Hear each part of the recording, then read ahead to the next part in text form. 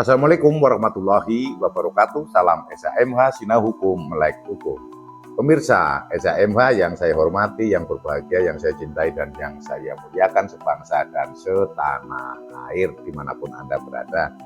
Kembali lagi dengan saya melalui channel yang kita cintai bersama, satu-satunya channel yang membahas KUHP baru, pasal demi pasal, ayat demi ayat, atau Undang-Undang Nomor 1 Tahun 2023 yang akan berlaku nanti 2 Januari tahun 2026.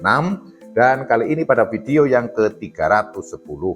Pada video yang ke-310 ini kita akan membahas pasal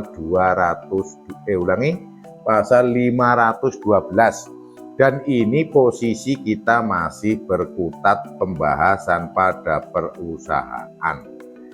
Jadi kalau kembali lagi bahwa berbicara tentang terkait perusahaan, CV, firma, perseroan terbatas, atau mungkin perusahaan perseorangan, atau koperasi, dan sebagainya, kadang kalau sampai saat-saat ini ya, itu seolah-olah kayak bukan merupakan tindak pidana umum. Jadi masuknya ke pidana khusus gitu kan.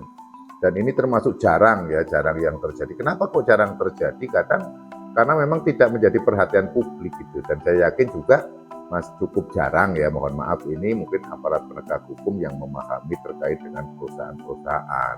Ya kalau mungkin yang di level-level tinggi is oke lah ya, tapi kalau yang di kewilayahan, di daerah-daerah, saya pikir harus perlu belajar terkait ini, karena ke depan dipastikan karena sudah begitu masuk ke KUHP, maka bisa jadi laporannya itu ke Polsek atau ke Polres. Dan ini dituntut juga aparat penegak hukum yang memahami apa itu kreditur, apa itu debitur, apa itu kepailitan, apa itu kurator, apa itu neraca, kan gitu. Apalagi kalau bukan berbasis pendidikan ekonomi ya, membaca neraca ini pasifa, aktiva, wah ini begini kan gitu kan. Saya sendiri tidak begitu paham, cuman saya pahamnya ya secara simpel saja, kalau neraca itu antara aktiva dan pasifa itu harus sama.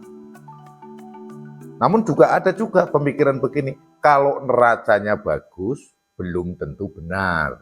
Nah, masih kan?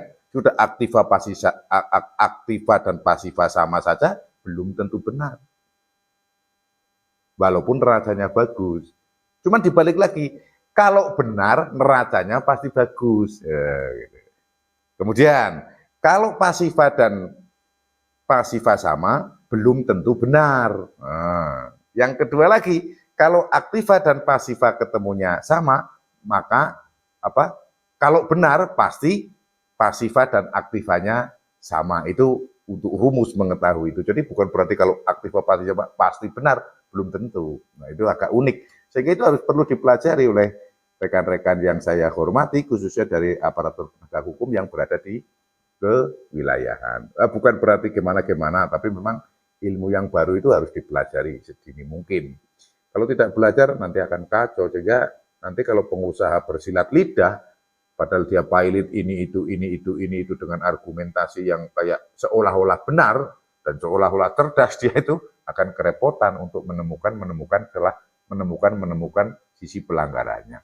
Pasal 512. Pengusaha yang dinyatakan pilot atau yang diizinkan melepaskan harta bendanya berdasarkan putusan pengadilan dipidana karena merugikan kreditur secara curang dengan pidana penjara paling lama 7 tahun atau pidana denda paling banyak kategori 6 jika 6 ini berarti 2 miliar rupiah jika.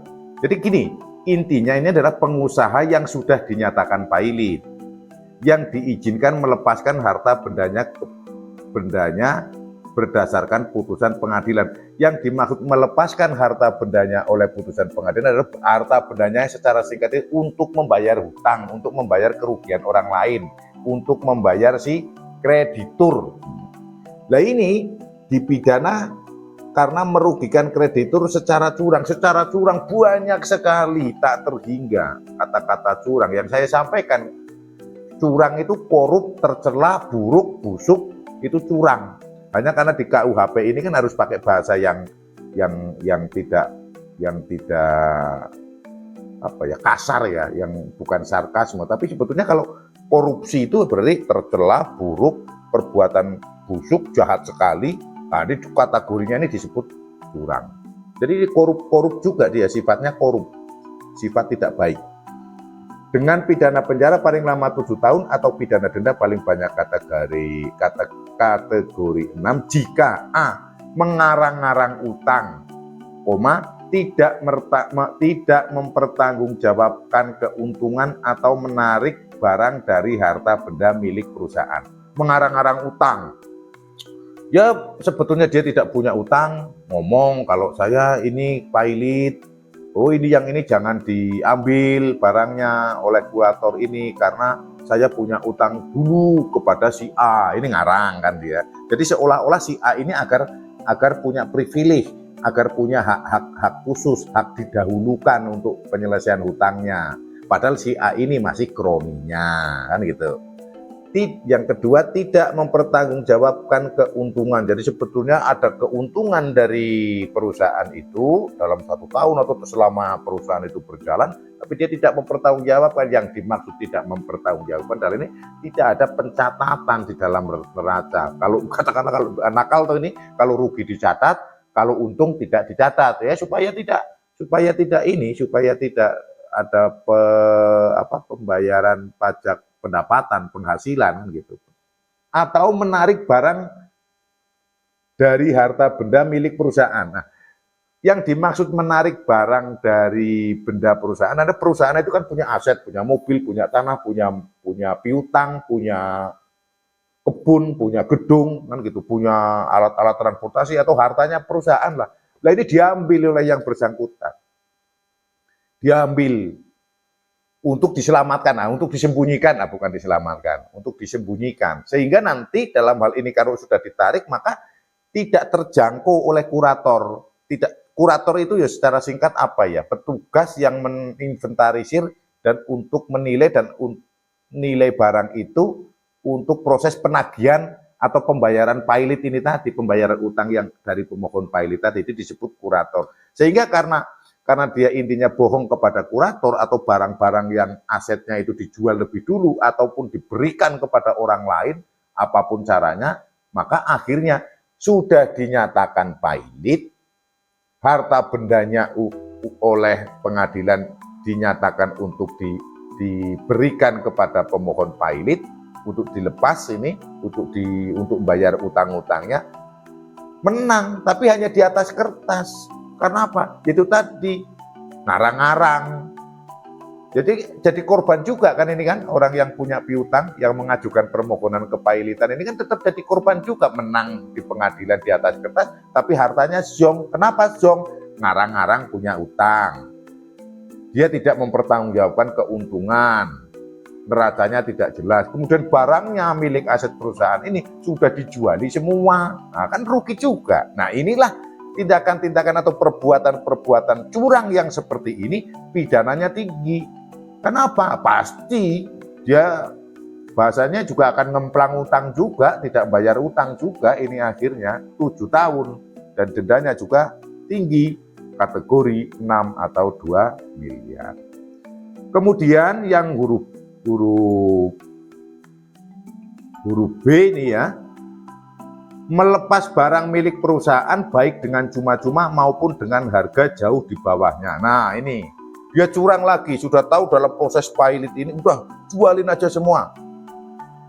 Yang semestinya harganya 2 miliar secara umum, atau misalnya tanah sesuai dengan NJOP atau sesuai dengan adat kegiatan di harga pasar saat itu 1 juta, dia jual 500.000 rupiah. Wah, akhirnya kan cepat laku.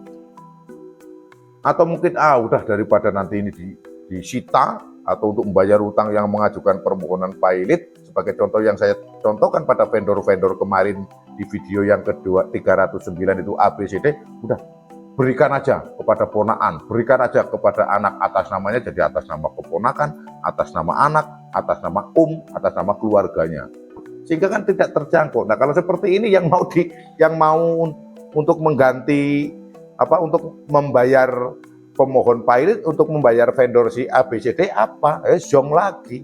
Karena apa? Karena curang-curangnya bagaimana? Melepas barang milik perusahaan dengan cuma-cuma maupun dengan harga jauh di bawah umum, kan seperti itu. Ini kalau di sini tertulis dengan cuma-cuma maupun dengan harga jauh di bawah harganya, dijual murah asal cepat laku daripada untuk membayar si orang yang mengajukan permohonan pilot. C.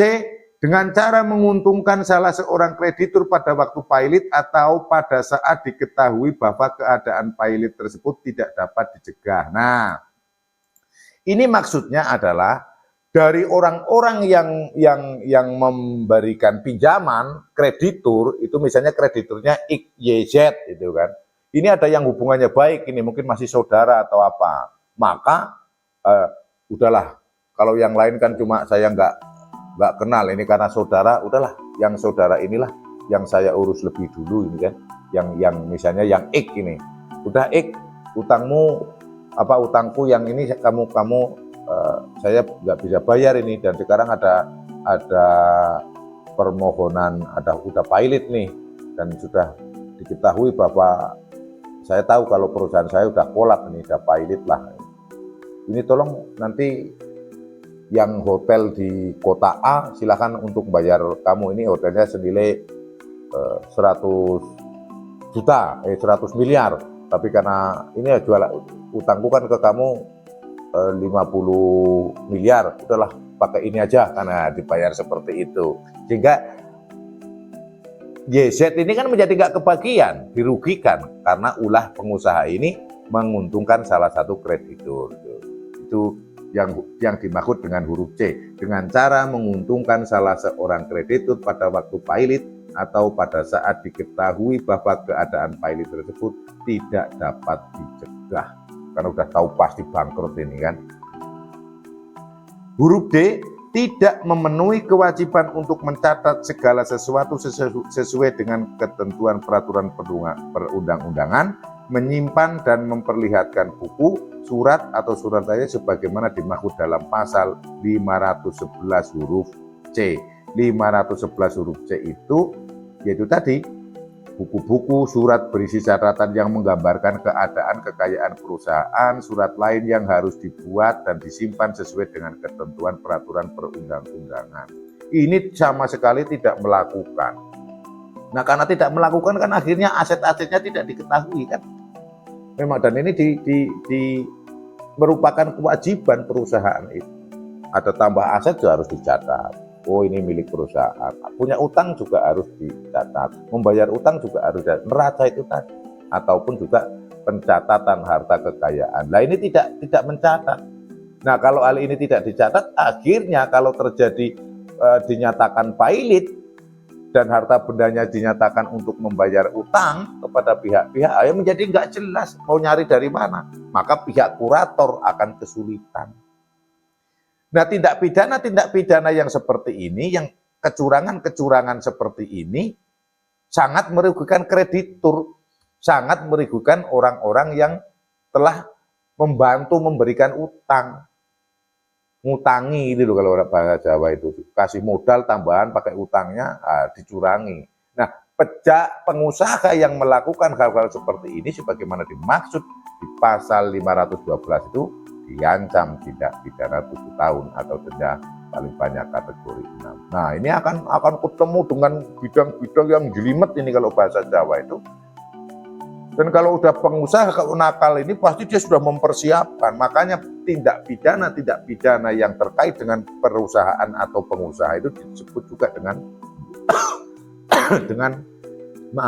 white collar crime. Jadi tindak pidananya orang-orang yang pinter berkelit, pinter bersilat lidah, pinter menyembunyikan, pinter juga memanipulasi data.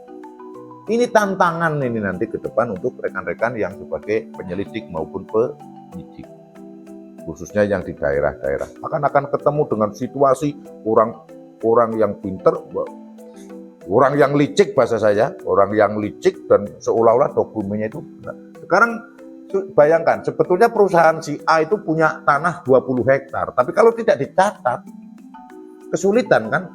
kurator susah mencarinya, penyelidik atau penyidik juga susah mencarinya, apalagi juga masih jatuh ke atas nama orang lain. Nah, itulah curangnya. Makanya perbuatan curang itu tadi korup, busuk, licik, ya itu seperti itu, dan ancamannya tinggi. Itu yang bisa saya sampaikan pada video ke-310 ini, membahas pasal 212 KUHP Bandung. Terima kasih bagi yang sudah menonton. Semoga video-video SHMH semuanya bermanfaat. Apabila ada salah dan kurang yang saya sampaikan, mohon dimaafkan dan dimaklumi. Subscribe bagi yang belum subscribe, serta nyalakan tanda notifikasi supaya mengikuti terus video-video SHMH Zina Hukum, Melek Hukum. Wassalamualaikum warahmatullahi wabarakatuh. Terima kasih.